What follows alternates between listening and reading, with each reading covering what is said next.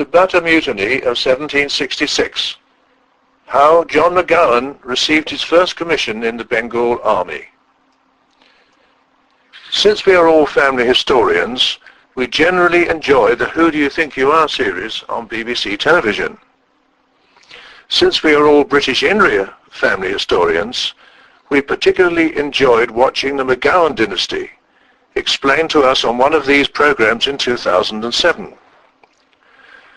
Those of you who did watch it will remember the scene in which Alistair McGowan was surprised to see that his 6th or 7th great-grandfather came not from Scotland, but from Ireland. I was more surprised to note that, in the record consulted, Alistair's ancestor John McGowan is described as a sergeant, whereas later on he's recorded as an officer, and even, by the time of his death, as a major general.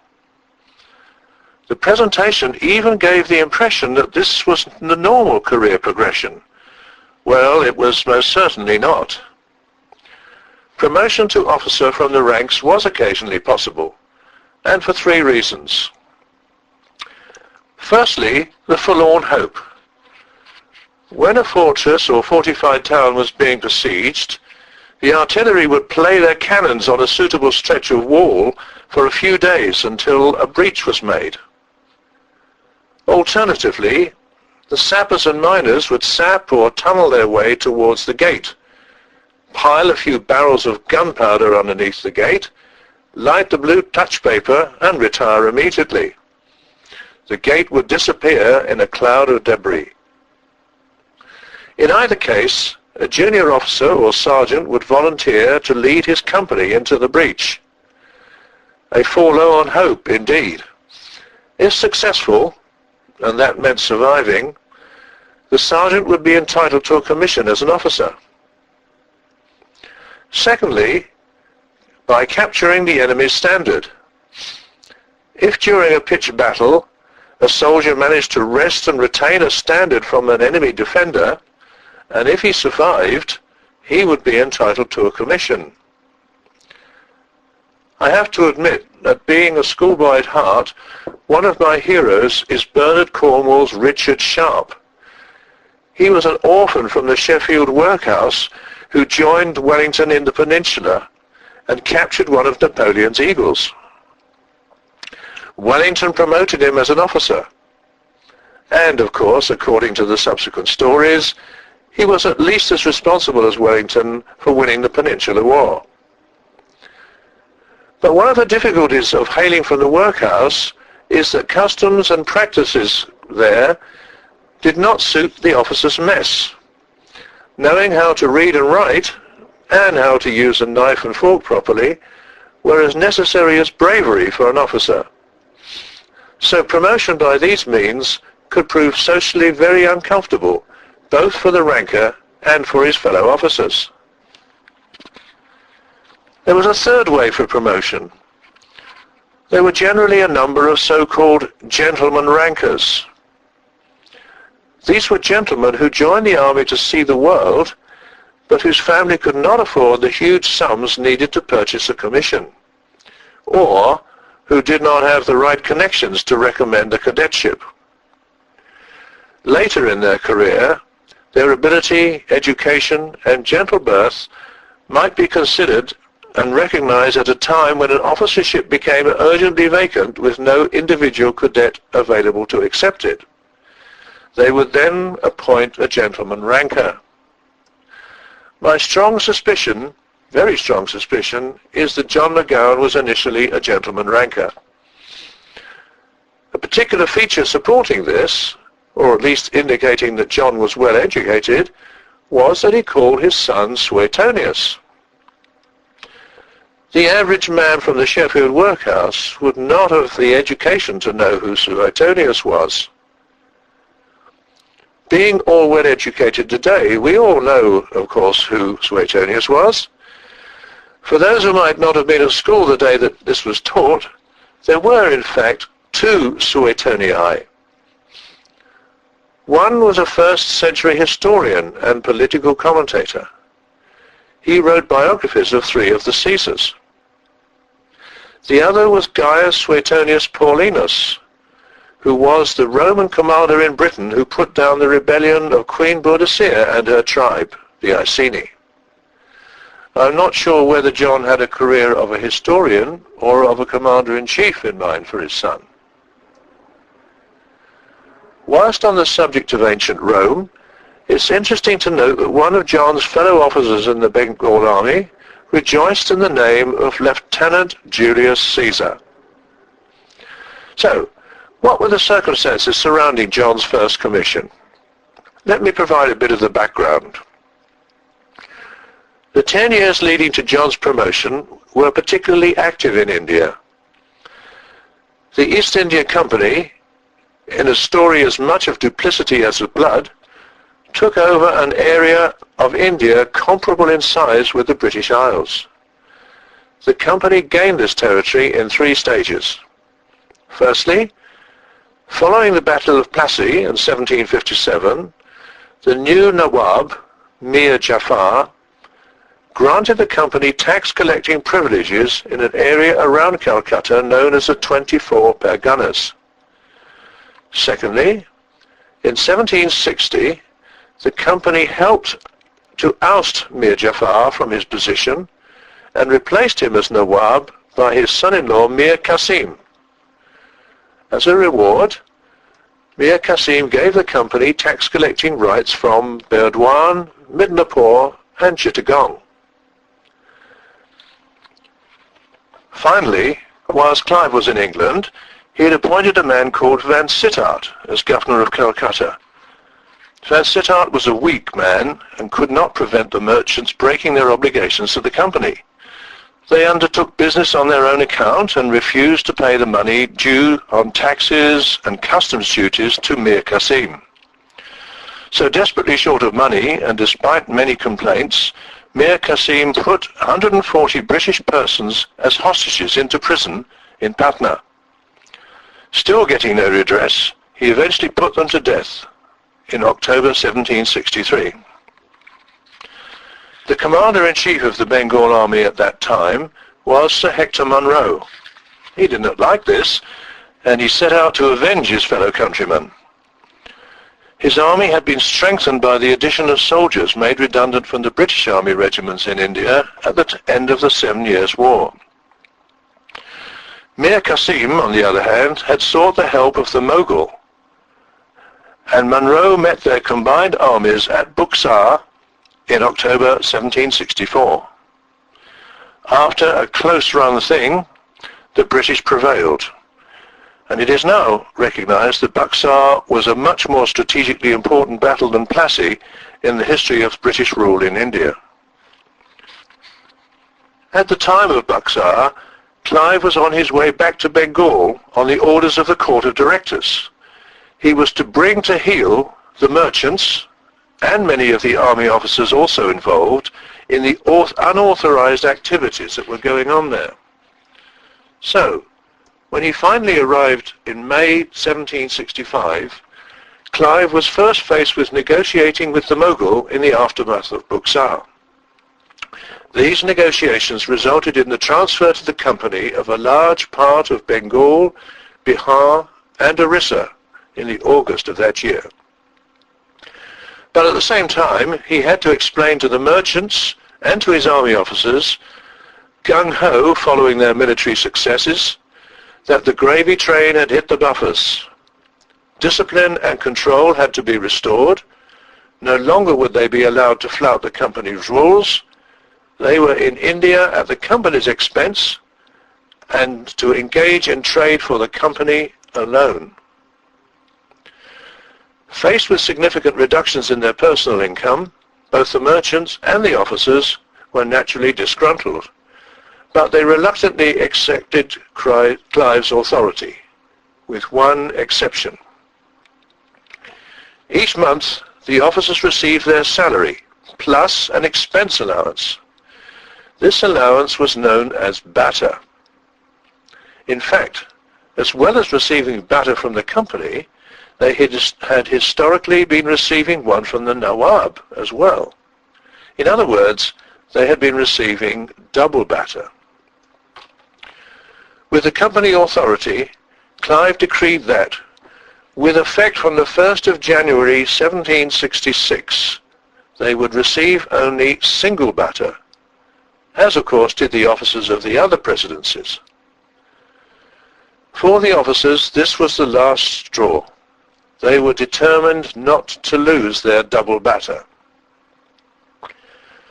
Now, in early 1766, the Bengal army was divided into 3 brigades. First Brigade at Mongeer under Lieutenant Colonel Sir Robert Fletcher. Secondly, the 2nd Brigade at Bankipore, near Patna, under Lieutenant Colonel Sir Robert Barker. And the 3rd Brigade at Allahabad under Colonel Smith. Officers of the 1st Brigade conspired together. They determined that if they would all resign their commissions together, Clive would have no option but to concede to their demands to resume the payment of double batter. He could not control an army with no officers.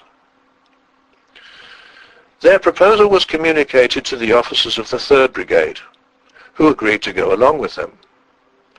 The officers of the 2nd Brigade were reluctant at first, but eventually agreed to join in also. The date set for the submission of the multiple resignations was the 1st of June 1766, and for them to become effective from the 15th of June. But the secret got out. Clive got to hear about the conspiracy on the 1st of May 1766. He was in Murshidabad at the time, not far from Plassey, and some 150 miles from Mongeer. Immediately he grabbed his quill and wrote 2 letters. The first was to his council in Calcutta. He asked them to offer a commission in the army to all merchants and to any other gentlemen who were prepared to accept them. In the event, probably because Clive had recently curtailed their private activities, only 2 agreed to accept, out of 1,000 or so who could have done.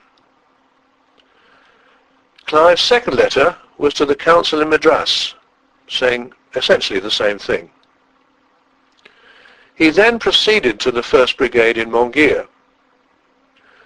En route, Clive received a communication from Sir Robert Fletcher at Mongeer, advising him of the imminent mutiny. He was quite evidently trying to cover his tracks, since later he was found guilty of having organized the mutiny. Clive arrived at Mongeer on the 15th of May. He paraded the brigade and ordered the arrest of all the officers. They would be sent to Calcutta to face court-martial. He even offered his native soldiers a grant of money to ensure their officers' humiliation. The wind was naturally taken out of the mutineers' sails. They had no plan B. For many of them, their resolve evaporated and they begged for pardon. Clive appears largely to have relented, and he did pardon those he considered had been misled by the ringleaders. Clive then travelled on to Bankipore to the 3rd Division, and arrived there on the 20th of May, and effectively achieved the same effect. He did not bother to go on to Allahabad. He simply told Colonel Smith to retain those officers in whom he had confidence, and to send the others to Calcutta for court-martial. The mutiny was effectively over, but the army was now short of officers. I mentioned before that Clive appeared to relent and to pardon many of his mutinous officers. Although this was the effect, there are no records that I've come across which verify this. Details of events such as this should normally have been reported in the Bengal secret proceedings. These were diaries of the events in the presidency which were sent back to London on a regular basis to keep the court of directors aware of what was happening in India. Unfortunately, indeed suspiciously, Entries in the Bengal secret proceedings between the 13th of March and the 12th of August 1766 are missing. They simply contain a note saying, "So much of our time and attention have been engaged in quelling the late dangerous mutiny among the officers that we could not transmit to you an account of the political and military operations," etc., etc. So, researchers are obliged to trawl through all sorts of other records to determine exactly what happened. However, in no record seems there to be a list of officers who actually mutinied. Indeed, later on, the House of Lords requested a report on the mutiny, and this was presented, actually 7 years after the event, by Henry Strachey. Strachey had been secretary to Lord Clive at the time of the mutiny, and of course very well placed to comment on the evolution of events. His report is well written and detailed. An account of all the events of the mutiny were given, accompanied by copies of letters sent at the time. However, apart from the leading players in the drama, no single officer is named. This leads to the strong suspicion that their names were deliberately expunged from all the records. On the other hand, the records in Madras are very full. They explain what happened there in excellent detail, with every, or seemingly every, officer named. I suppose that Clive would have put a first-class stamp on his letter to Madras. However, having been dispatched on the 1st of May, it did not arrive there until the 28th of May. By this time the mutiny itself was over, but of course this was unknown to the Madras Council. Their reaction at first was that they were too short of officers to help him, but having read the letter more closely, they understood Clive's predicament. They gave instructions to the Madras Commander-in-Chief, John Cayo, to try to muster support for Clive. Cayo was at Ellore at the time, a further 4 days' march to the north of Madras, and his army was dispersed to all the various garrisons all over the southeastern India. Cayo's decisions were, firstly, to increase the size of all infantry companies from 80 to 100 men. By this means, he could reduce the need for officers by some 25% and make them available for dispatch to Bengal.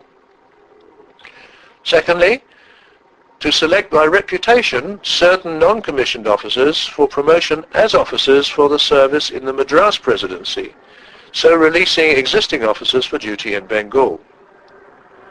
And thirdly, to select 4 non-commissioned officers for commission as officers and send them to Bengal. These men were all quartermasters or sergeant majors, and no sergeant is included. So, no mention is made of John McGowan. However, some 4 unnamed sergeants were also sent in charge of small detachments of troops for Clive's support, and it must be supposed that McGowan was one of these. We therefore also conclude that he was given his commission when he got to Bengal.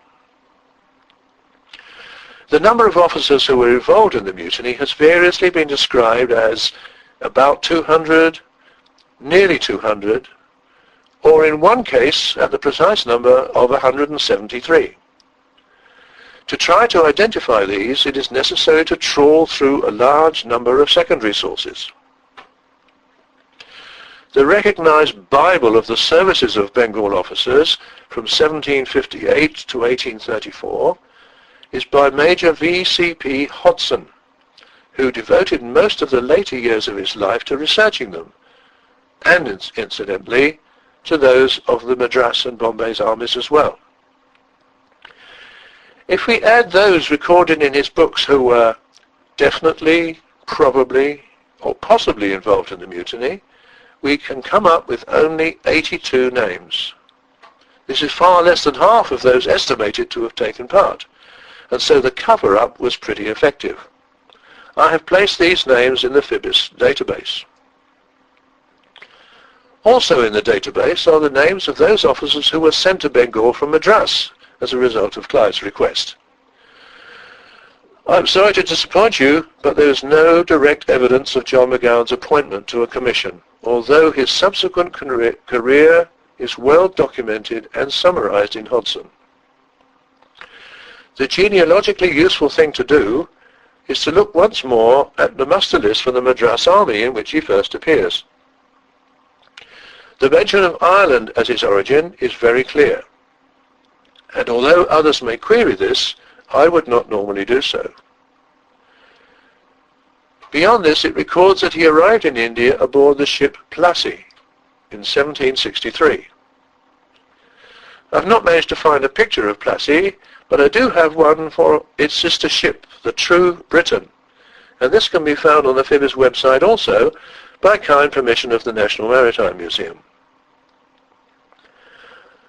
I looked further at the 1765 muster list to see who else had arrived in Plassey in June 1763, and found only 3. The embarkation list for Plassey shows that there were a total of 36 recruits who embarked in her at the Isle of Wight on the 2nd of January 1766, and again the full list is on the Fibbers database. Once more, the elusive John McGowan does not feature. Furthermore, there is no mention of him in the commander's log for Plassey for her voyage to India in 1763. Of the recruits who did embark in Plassey for Madras in 1763 was a John Cowan, a 19-year-old sword cutler from Dublin. Since names were not infrequently misrecorded, I have wondered if he could be mistaken for John McGowan. For example, in the report of the wreck of the ship Winterton in 1792, the Gentleman's Magazine reported the passengers correctly as a Miss McGowan, for John's daughter, and incorrectly as Cadet Gowan, G-A-W-A-N, for his son, Cadet Suetonius McGowan. My original speculation, therefore, that this John Cowan might possibly have been our John McGowan has been set aside, following from my discussions with George McGowan, who has researched this family in great detail for some 45 years. Another possibility is that John McGowan may have travelled to India aboard Plassey not in 1763, but in her earlier voyage in 1761. Because the 7 Years' War was still at its height in 1761, further troops of the British Army were sent to India that year, and Plassey carried a large contingent of Colonel Monson's 96th Foot for Madras. None of these troops is named, and sadly no muster of the 96 survives in Kew. Nevertheless, John McGowan must have travelled to India somehow, and a recording of his journey might well give further details of his origin. A final word about John's rank at the time of his death. It will be seen that Hodson refers to his rank as Colonel in the company's Bengal army. It may be known that it was frequently necessary to await dead men's shoes before officers could be promoted. However, if a man was worthy of promotion, even if there was no vacancy for him, he could be appointed to that rank by brevet. Furthermore, officers in the company's army also held commissions in the King's Army for that service in the East Indies. John McGowan was promoted to the rank of Major General by brevet in the King's Army on the 1st of January 1798. Since he died on the 30th of June that year, he might not have been aware of this honour at the time of his death. His obituary, published later in the Asiatic Annual Register, showed him to have been a very worthy officer, and, I'm sure, an ancestor to be proud of.